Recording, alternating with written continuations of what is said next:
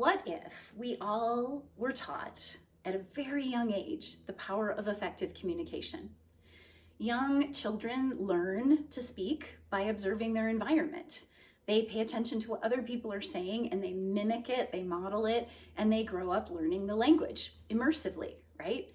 I'm Kim Marie. I'm the co-founder of Parsifal Academy, and I want to speak to you today about the power of effective communication and how we can learn to communicate effectively through various tools and methods, and why it is so important. First of all, we believe that language is generative. So everything we communicate, including our thoughts, right? We are communicating with ourselves based on the mindset that we have, the thoughts that we have running through our minds.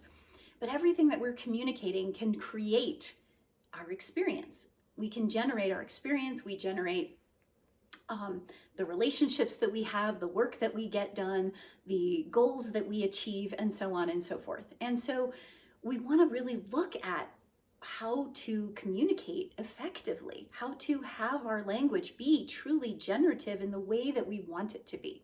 Now, in our academy, when we're working with young adults, we are teaching them about different speech acts, and one of them is the power of an effective request. When we can make an effective request, which is not an assumption that people know what we're doing or what we need, but rather a very clear request that says, here's what I need it by this time, I need it in this way, can you do this? And then there's one more piece, which is the commitment. A lot of times we make a request, maybe it's in a family situation and we're running out the door, hey, can you do those dishes? And then we close the door behind us.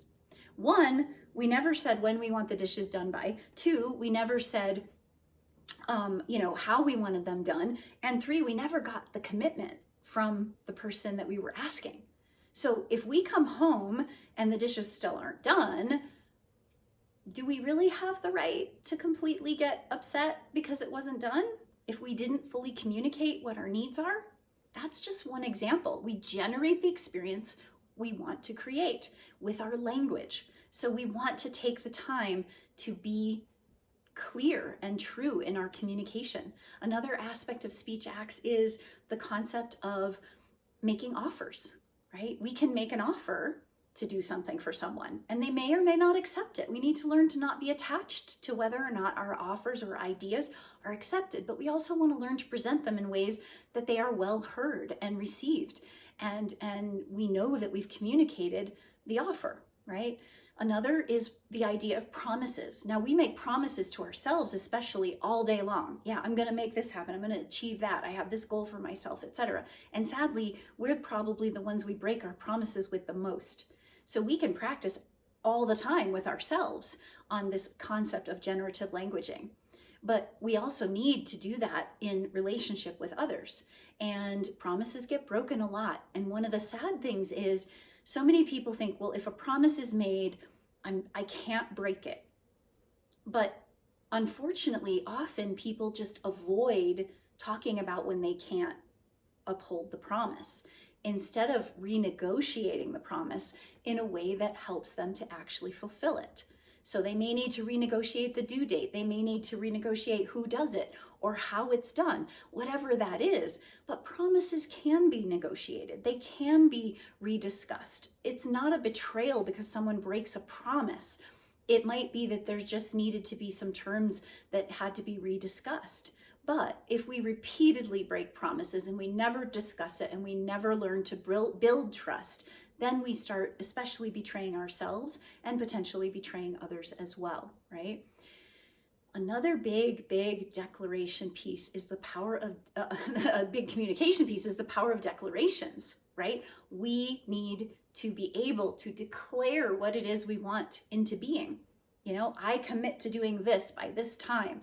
I have this goal that I'm going to achieve at this point, right? I declare that I'm going to help you, or I'm going to reach out to this person, or I'm going to do this thing. When we make a declaration, especially publicly, because we tend to hold ourselves more accountable to someone else than we do to ourselves, but ideally we want to get really good at even making declarations to ourselves that we follow through on, that we hold ourselves accountable to. But if we declare what it is we want to create, and we set our intentions to go out there and do it, there is that generative power of language. It's a super powerful tool. Now, as you have probably heard, it's not just how we communicate with others, it's also how we are communicating with ourselves. So the potency of generative language, effective communication, learning this from a young age. Of course, unfortunately, we're not teaching it in such a technical way, but if we can start modeling it to our children, and of course, young adults can be learning it in our academy, but also parents, anybody watching this, you can be learning these tools to use for yourself and start seeing how your relationships improve, how you're able to generate and create the things that you really want in your life and make things happen in a way that avoids greater conflict, that creates greater peace, and that generates the life and the experiences you want to create for yourself.